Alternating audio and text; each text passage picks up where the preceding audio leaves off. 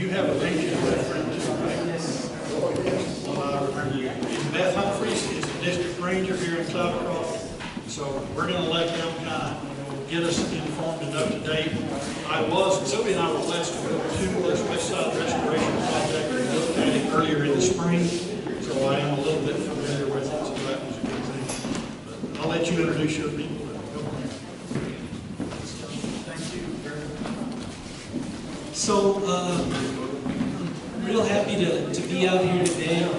Last time we were out here, I guess about a month and a half, maybe 2 months ago, we were here in the community talking about the monument fire that we were managing at the time. So if you recall, those of you that were here, I promised to have this meeting here about have this conversation about the South Sacramento Restoration Project that we're talking about. So we named it. John mentioned, just introduced myself. I am the forest supervisor here on Lincoln. Grew up in northern New Mexico, up near Chama, just south of there. My family had land up there, smaller ranches, and right now they pretty much ranch hay right now. They're out of the cow business.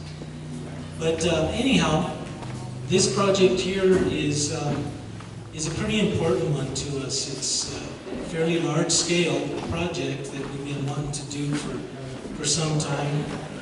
We've heard lots and lots from folks that this country needs treatment. We recognize it, you recognize it, and we wanted to take a good stab at this and work through this planning process to make that happen. So we're working on an environmental impact statement to make that happen. And we've got a contractor here that is helping us to do that and help us work through the process, and we'll be doing some presentations here. And kind of what this evening will look like is we will have about the first hour, we've got about 2 hours worth of that we want to spend here, but the first hour is kind of getting you all oriented to what it is that we are doing or looking to do. Get a lay of the land and what is that need and our proposed action that we've been doing some of this analysis on. We've had a couple of other meetings earlier as we launched this, and some of that feedback was we need to get out into the other communities. So we're having this meeting here tonight and then one in Timber on Saturday. So it's an ongoing process to gather information, and the way I look at it is it's an opportunity for you to influence the outcomes out here. What do you want to see?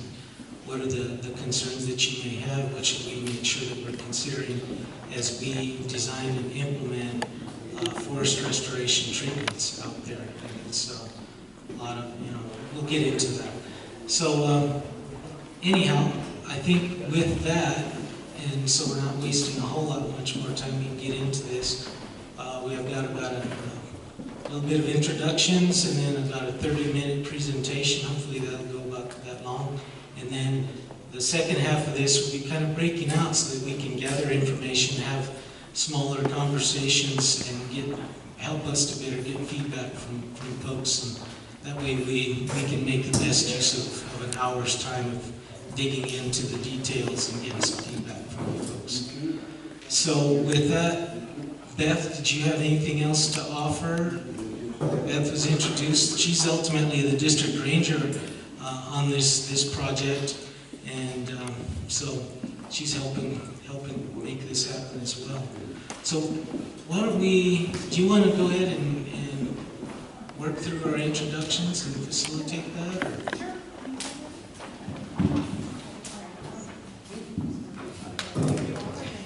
Hi everyone. I'm not used to using a microphone, so if it's too loud, tell me to turn it down. If it's too quiet, give me a thumbs up sign. My name is Coleman Burnett, and I am an environmental consultant. I'm a planner by training, and I'm here to give the presentation this evening on behalf of the Forest Service. I'm with a company called SWCA Environmental Consultants, and we've been hired to write the environmental impact statement for the South Sacramento Restoration Project.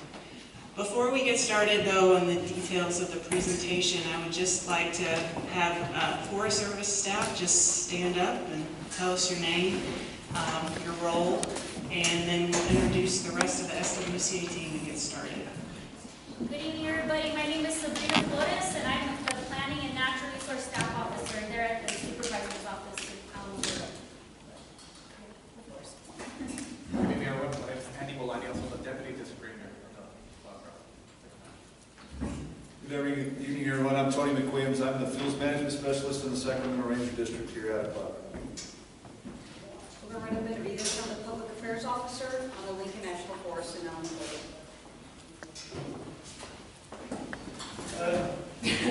Thank you, sir. Peggy Linsman, the Forest Environmental Coordinator down in Alamogordo. Craig Wilcox, the Forest Restoration Coordinator. And over here. Ronald Stewart, I'm the Forest Wildlife Biologist down in Alamogordo. All right, and then Cody from SWCA. I'm Cody Strauke. I'm a watershed scientist and fire ecologist, and I'm the project manager for SWCA on the South Sacramento Restoration Project. Thanks all for coming tonight. And I'm Shannon Manfredi, and I'm an environmental planner and public outreach coordinator with SWCA Environmental. Thank you.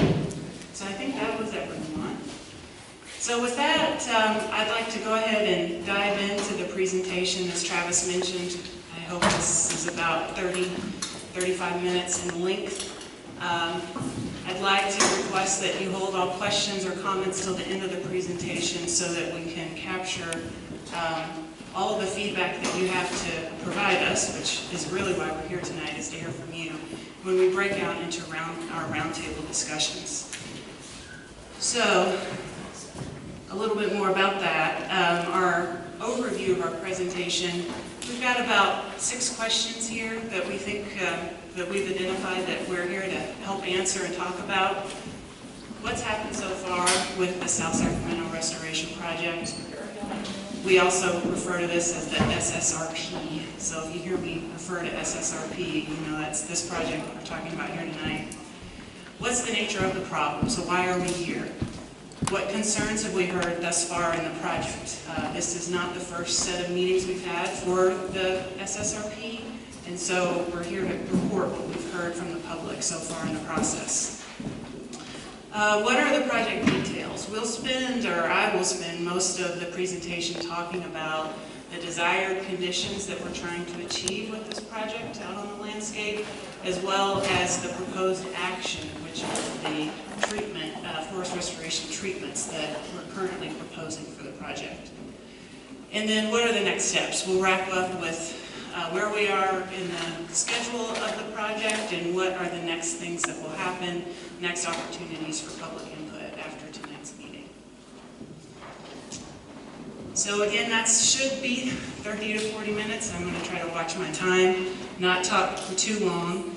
And then really the meat of why we're here is the group discussion, which we hope will last about an hour.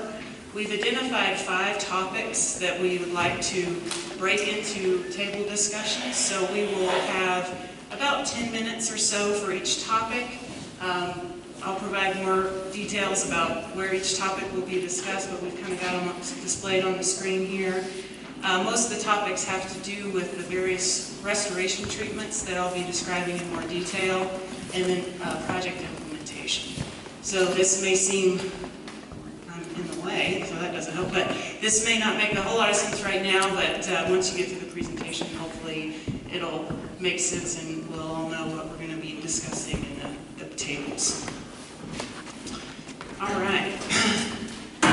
So a little introduction to our project area. The South Sacramento Restoration Project area is 140,000 acres. It is located south of Cloudcroft and generally north of Tiburon.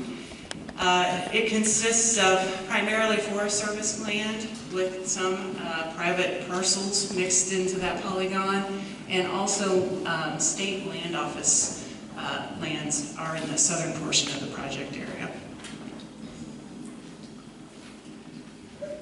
There's also a map on your handout that hopefully everyone received a handout. If you didn't, we have some in the back.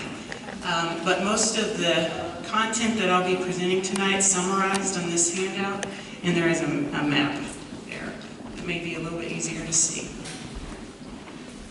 So what has happened so far in the South Sacramento Restoration Project? The Forest Service has been holding various public meetings and field trips since the fall of 2016 into early 2017. Typo on the dates there, sorry, I'm getting ahead of myself.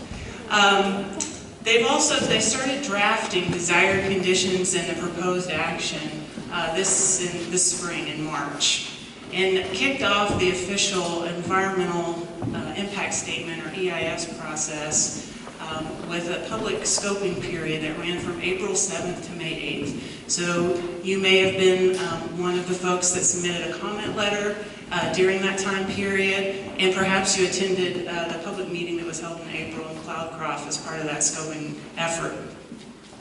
Then in June 16th, the Forest Service kicked off the project with SWCA.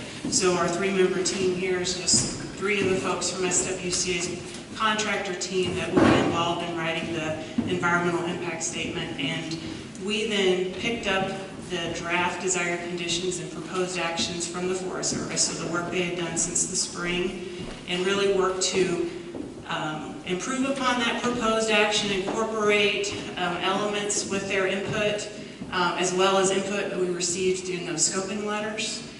And we now have a pretty solid proposed action and desired conditions here to present to you tonight, and that really is about half of the environmental impact statement. The other half will be looking at environmental consequences or impacts to various resources out on the landscape from the proposed action. So you perhaps will see us again, probably in 2018 sometime, where we will be presenting the impacts from that project. But we're still pretty early in the process. We still are developing the proposed action, so that's really what we're going to focus on here tonight and get additional input from you guys, our collaborators. A couple of terms I'd like to define, just so we're all on the same page of what we're talking about. First, a desired condition. You'll hear me use that term a lot this evening. And so I have a little definition here for what do we mean when we say desired condition? Well, it's really a description of a specific social or economic, maybe even ecological characteristic that we're trying to manage for out on the landscape. So if you think about it, it's a condition that we desire to see out there, and it's something that we have to work towards. It's not, typically our desired conditions are not what we see right now, but it's what we're aiming for. Proposed action, what does that mean? Well, that's more environmental language for, it's what the Forest Service is proposing to accomplish over the next 10 to 15 years of the life of this SSRP, or South Sacramento Restoration Project. It comprises a lot of different elements, and collectively those elements are what we refer to as the proposed action. So later on we'll start talking about vegetation thinning or prescribed fire. Those types of things are all elements of the proposed action. And then the environmental impact statement, also known as an EIS, is this document that's written. It's required by law to look at the environmental consequences of the proposed action. So when I talk about the EIS, I'm referring to this environmental document that we're working on. Okay, moving on. What's the nature of the problem? So why are we all here tonight? Why is the Forest Service proposing this project? Well, the project area has been greatly altered from historic conditions. And we've seen a decline in forest health that results in high tree mortality, increased risk for high severity wildfire, decline in wildlife habitat, and decline in watershed conditions. And these conditions have all led to an increase in insect and disease in the project area. So there is a need to improve forest health, but not only improve forest health, also increase social, economic, and ecologic resilience in the project area. So we're here, and that's our goal really, right, is to improve resilience not only in the forest, but in our communities. And so that's really, when we talk about the various elements of the proposed action, those are the goals that we have in mind. So here's another map of the project area, and I do acknowledge that from this scale it may be difficult to see, but we also have similar maps like this around the room that you're welcome to look at more closely. But these are the ecological response units. It's a technical term for the different vegetative communities that are out there on the forest. We've broken them down into 7 different vegetative communities that are shown in this table here to the right. And this breakdown just gives you an idea of how many acres of each vegetative community occurs within the SSRP area. So you can see that the predominant vegetative type is dry mixed conifer, followed by wet mixed conifer, and then followed by pinyon juniper, and close behind that is ponderosa pine. So I introduced this slide because you'll see later where we talk about different types of treatments, we may refer to these ecological response units, and I just want to give you an idea of where these units are within the project area and their size.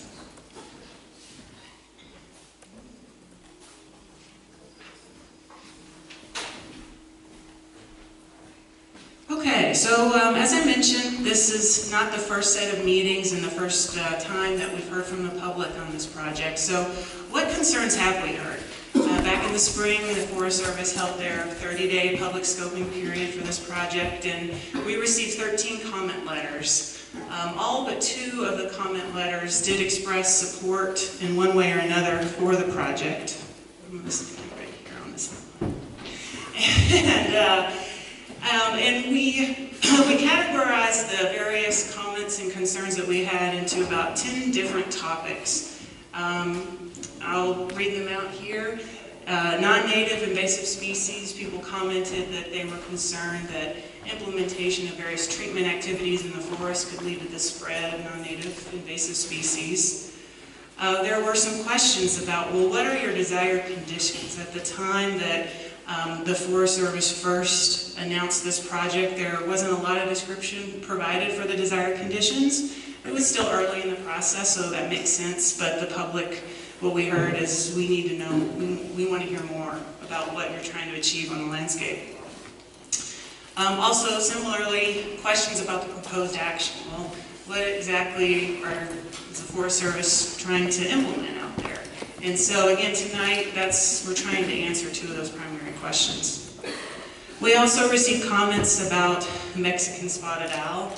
A majority of the project area is also comprised of habitat for this federally listed species, and folks were sure to express concerns about that.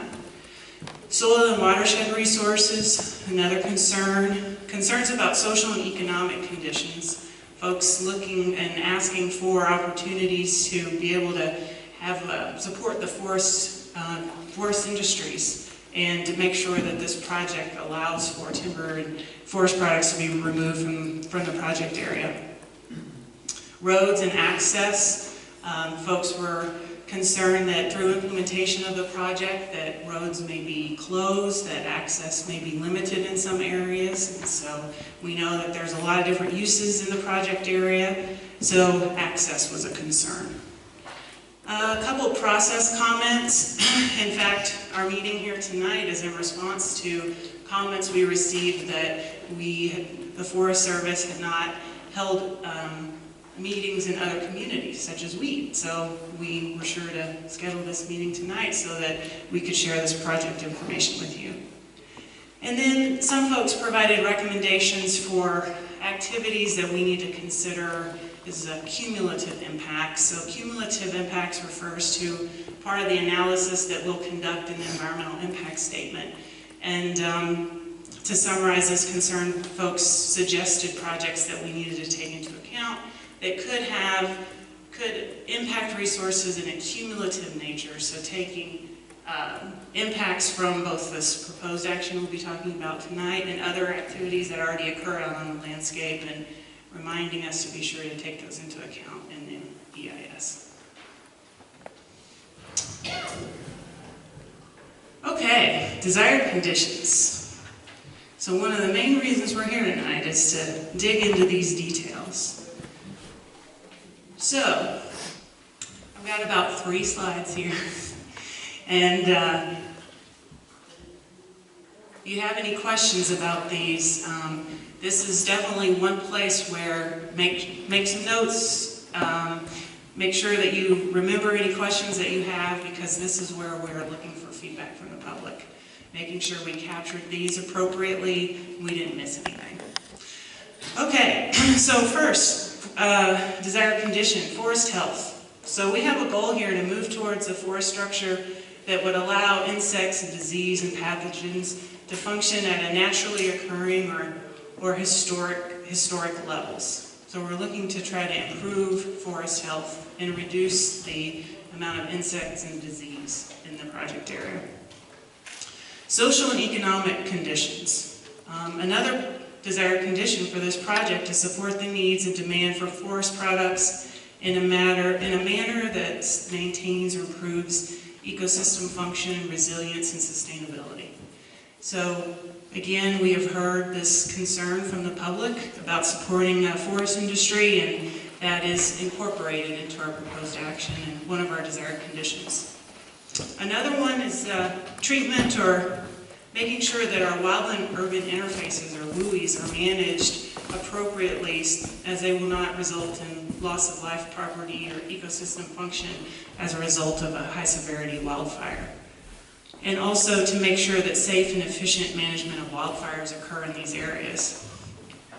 And then fire regimes and hazards, kind of related to this topic, but we have a goal to reduce the risk of crown fire in the project area and to try to move towards that historic fire return interval. So we know this may not be possible in all cases, but try to move towards the intervals in which fire used to occur naturally on the landscape. Of course, given current conditions.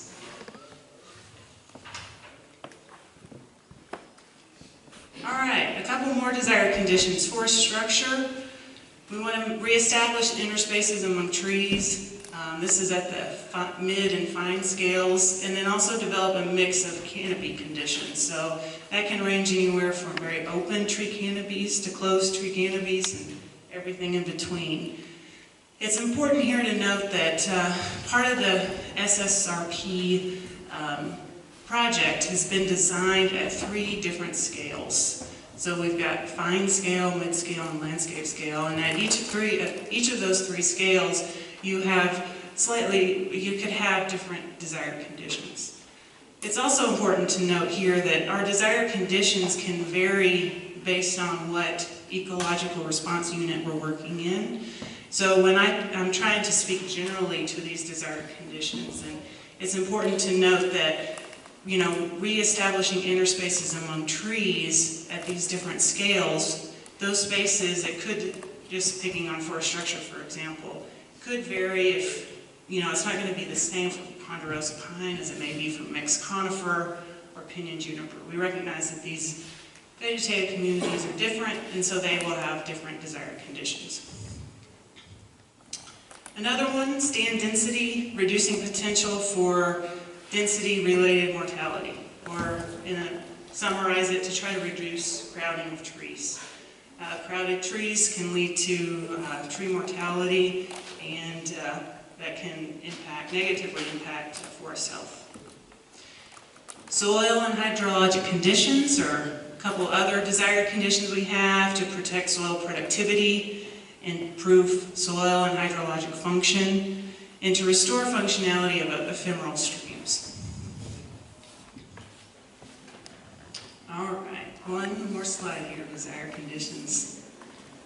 Species richness. This has to do with the types and variability of different tree species and other vegetation species that we may have out there on the landscape. We want to try to manage species based on not only historic conditions, but also current site conditions and other management objectives.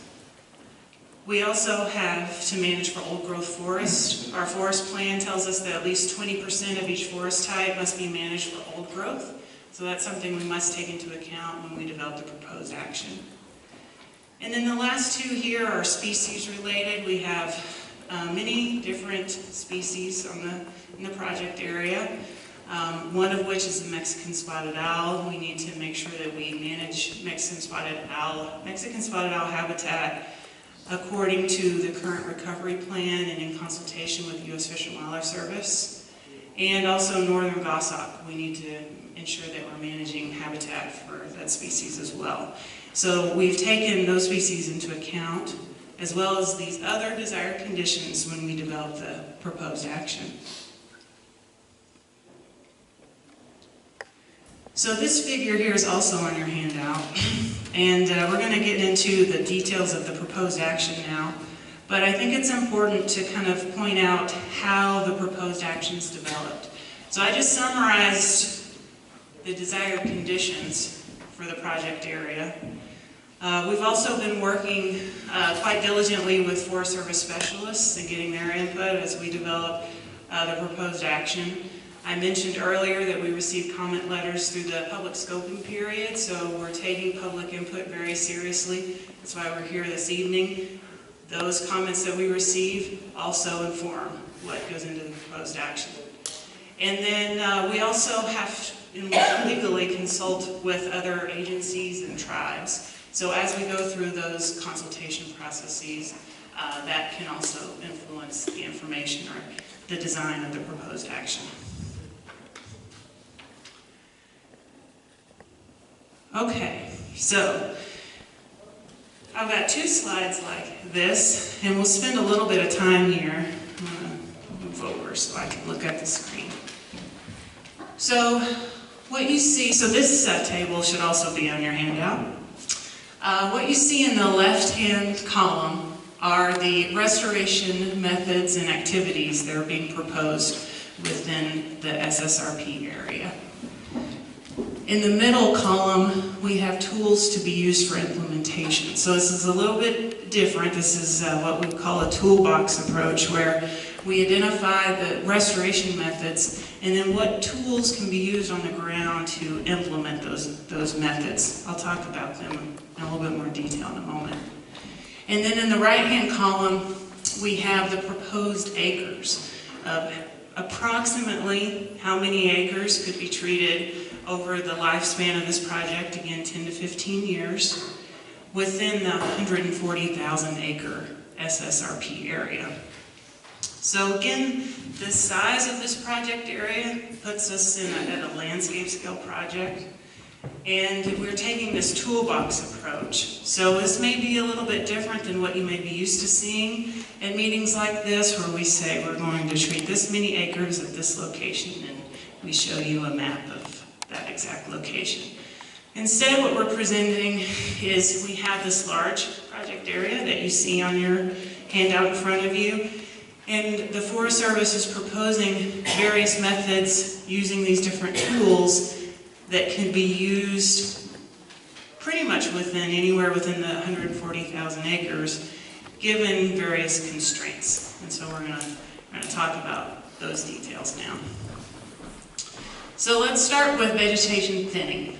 So we've got 3 restoration methods of thinning that are being proposed: free thinning of all tree sizes, thin from below, and group selection with matrix thinning between groups. Okay, so you'll see those different restoration methods later on in the presentation. And then the tools that could be used to implement those methods would be hand thinning, mechanical whole tree removal, manual harvesting, cut to length, skyline yarding, machine piling, and mastication. And I've got some photos of those different methods in a bit to give you an idea of what those mean. And these tools could be used anywhere within the 140,000 acre project area. But there are constraints out there. We've mentioned a lot of different desired conditions that we're aiming for, so it's not a blanket treating all 140,000 acres with vegetation thinning. At this time, we've estimated approximately 54,000 acres of thinning within the entire project area using these various methods. So these numbers, it's important to emphasize that these are still in draft. We're still working on these estimates. They may change. They may change through additional analysis that we do, that it may change through input that we hear from you tonight. So I just want to remind you of that. So if you see these acreages and you have any comments or concerns about them, this is definitely the time that we want to hear from you on that. So the next restoration method is the use of fire. Okay? We've got two restoration methods in that category, the use of prescribed fire, and then this term we call management of wildfire to meet multiple objectives, and I think an easier way to refer to it tonight would be the use of managed fire. So if you have a natural ignition in the project area, what's being proposed here is that if you had suitable conditions, you could allow a part or all of that fire to continue burning. You wouldn't necessarily need to suppress it immediately or undertake suppression activities in all cases. There's criteria associated with the use of this tool, or a restoration method I should say, but it is part of what's being proposed by the Forest Service. So with the use of fire, we've got some tools here in the middle column. Broadcast burning, pile burning, jackpot burning, and mobile incinerators. So those are the tools that are being considered currently in the proposed action. And again, the concept is that the use of fire could occur anywhere within the 140,000 acre project area. And our current estimates account for approximately 110,000 acres of fire the use of fire that could be applied to the landscape over the next 10 to 15 years in the project area. And then the last one on this slide, herbicide applications. So when we talk about herbicide applications in this context, we mean treating oak and juniper resprouts only. So we're not talking about treating any non-native species or any other application. These herbicides would be used to control oak and juniper resprouts in areas that are treated. So there's different tools for applying herbicides there in that middle column, and they would all be applied according to the herbicide label. So all these herbicides are regulated, they have federally approved labels and instructions for how to use them, and they would be applied using these tools following that label. And again, treatments could occur within that 140,000 acre project area where appropriate. So we're not talking about a broadcast treatment of herbicides across an entire landscape, but at this time there's no restriction for where within the 140,000 acres herbicides could be applied, with the focus being on oak and juniper resprouts.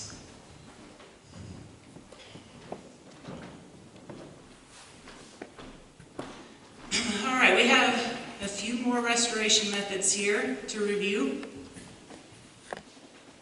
So this next one is a catch-all a little bit. I've titled it Other Restoration Methods. So in the proposed action that we have written up so far, we have this section where we describe site rehabilitation and tree planting could occur within the entire project area. And what does this mean? Well, areas that may have been damaged or overused that need to be rehabilitated, maybe through unauthorized or unofficial camping activities, things like that, may need to have planting and rehabilitation occur. Watershed improvement and erosion control. We're looking at doing some watershed improvement projects in intermittent and ephemeral streams and uplands. And so that category would, this project or element would fall under other restoration methods. Water developments, those are water developments for wildlife and livestock. And what we're doing there is identifying areas within the SSRP area that we consider water limited, so they don't have a perennial waterway or existing water source within a mile of a particular area. Those areas will have been identified for potential new water development sites.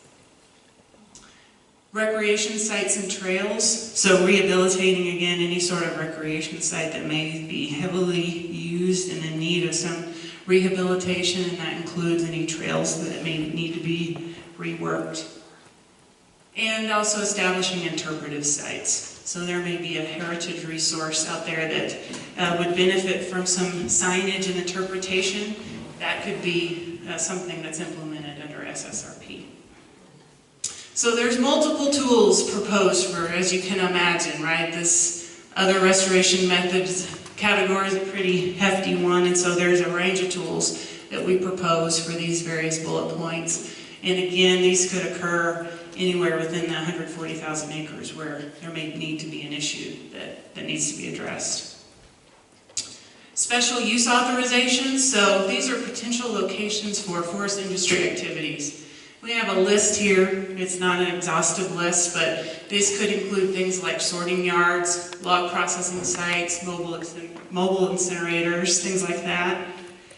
And these special use areas could occur anywhere within the 140,000 acres. Also, we have identified some preliminary siting criteria, though, that we'll get into in a moment. So the idea here is that as long as that special use request follows these various siting criteria, it could be located within the project area. And then road management's another important element. That could include road construction or reconstruction of existing roads, maintenance, relocation of roads that may be in problem areas, temporary road closures due to implementation activities, and then rehabilitation of any unauthorized routes that are out there. Roads could be constructed where the existing forest road system doesn't support implementation, and this could occur anywhere within the project area that falls outside of the inventoried roadless area. So that's another special designation that occurs within our SSRP area. It's about 8,800 acres in size, this roadless area, and so new roads could be constructed anywhere within about 131,000 acres. So that's just our overall project area size minus that inventoried roadless area, and then road activities could occur within that remaining area.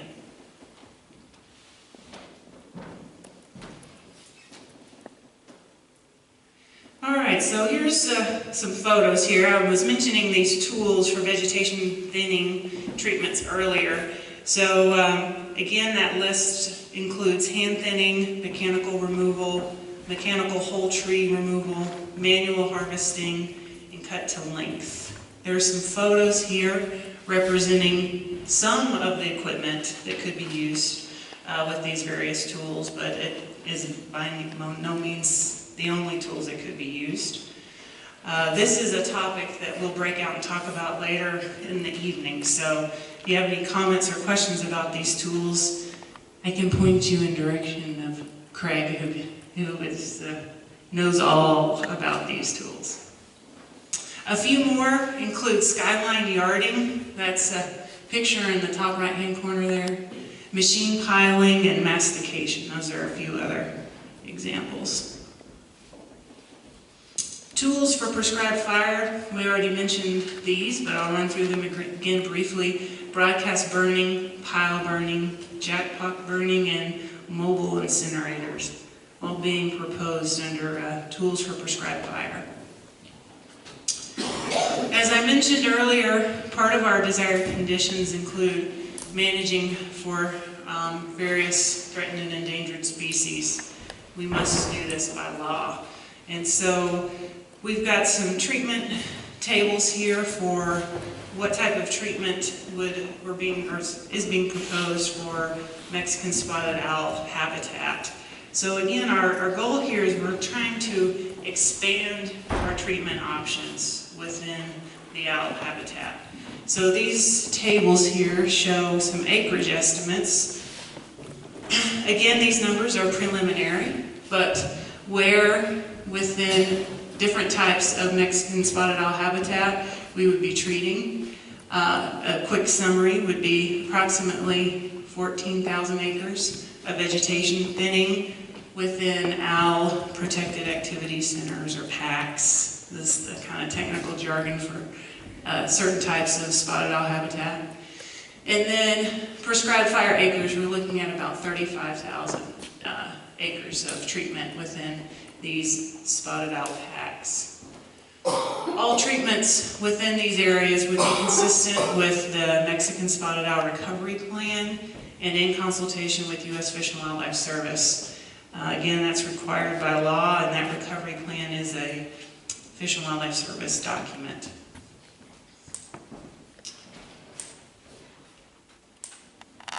Okay, so I think I described these other restoration methods pretty thoroughly earlier, but we will have an opportunity to talk about them in more detail in the breakout sessions, so I'll just run through them briefly here. Again, herbicide applications, focusing on controlling juniper and oak resprouts, where restoration efforts would be hindered if we couldn't treat these resprouts.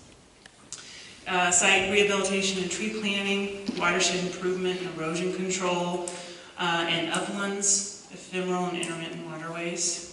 Water developments for livestock or wildlife, recreation site rehabilitation, and this also includes rehabilitation of trails, and development of interpretive sites. Special use authorizations. So earlier I mentioned that we had developed some draft siting criteria for where special use authorizations could be located. So the idea here is that these sites could be developed anywhere within the project area as long as they avoid things like steep slopes, stream channels, meadows and springs, owl and goshawk areas, hiking trails, campgrounds, recreation sites, cultural resources, and then private lands, residences, or offices. So we're looking at things like buffers or setbacks from these types of areas. This is definitely a place where we're looking for feedback and comments, so if you have any comments on these siting criteria, that would be fabulous. We're proposing these activities because we've heard from the public that this is something that you would like to see.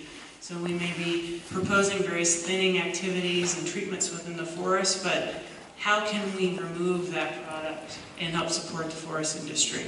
So that's really the goal here behind these special use authorizations, facilitating more utilization of forest resource and increased transportation efficiencies. Okay, road management. How am I doing on time? Okay, I need to speed up a little bit. So I've talked a little bit about road construction and reconstruction. So there may be new permanent or temporary roads constructed to support implementation in those places where the existing Forest Service road system wouldn't support implementation currently. Again, no roads would be constructed within the inventory roadless area. And some roads may need to be temporarily closed during implementation for public safety. This is a place where we did hear comment, as I mentioned before, and closures would be coordinated with landowners, permittees, and local agencies prior to closure. Rehabilitation of unauthorized routes is something else that's being considered, and there's various treatments that could occur with that. And we do have a breakout session regarding roads management, so this is another place where we'd like to hear feedback from you. So a few other related activities that weren't necessarily reflected in that summary table that will be part of the proposed action includes a plan for implementation. So as you can imagine, the scale of this project at 140,000 acres, this toolbox approach that we've been talking about, is going to require some strategy for how the project will be implemented over 10 to 15 years. And this includes maintenance of activities that may be treated early in the project life cycle, right, that may need to be maintained after that first entry. Other elements include monitoring and adaptive management. There's also going to be a series of forest plan amendments that will need to be developed in order to allow some of these proposed actions to occur.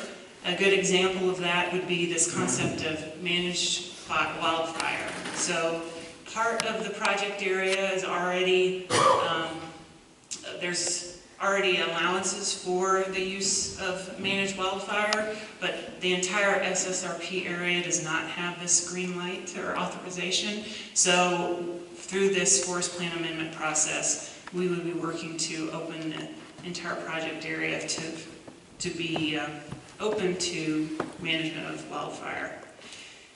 And then, of course, we always include resource protection measures, and those are kind of what they sound like. They're measures that we would take as the project's being implemented to protect various resources. So a good example would be to notify land permittees, grazing permittees prior to implementation, or protecting sensitive soils or sensitive plants, that sort of thing. If you have any ideas or comments for resource protection measures, we definitely would like to hear those as well. Okay, so wrapping up, what are the next steps? Well, as I mentioned, we're currently preparing the draft environmental impact statement. What you heard tonight was a brief summary of about half of that document, the desired conditions and the proposed action. The rest of it is yet to be written, and it will be looking at impacts to a series of resources, summarized in this table up above here. Impacts to these resources from the proposed action. So that's really the requirement that we're trying to meet here with this environmental impact statement is, okay, so we're proposing this whole suite of activity. How will that activity affect these other resources? So it's going to take us some time to go through that process, and we will then finish the draft environmental impact statement and release it for public review. And that is estimated to occur in spring of 2018. There will be a public comment period associated with the release of that draft EIS, and a public meeting will occur sometime around that same time frame. And that's really the next opportunity after this evening for you to provide input into the project. So we really encourage input tonight, but if you're looking down the road of when's the next opportunity I'll have to learn a little bit more about this project and to provide input, it will be in approximately the springtime of next year. Simultaneous to that public involvement process, we also are required to consult with other federal and state agencies and tribes. So that includes Fish and Wildlife Service, the New Mexico State Historic Preservation Office, and tribes that have interest in the project area.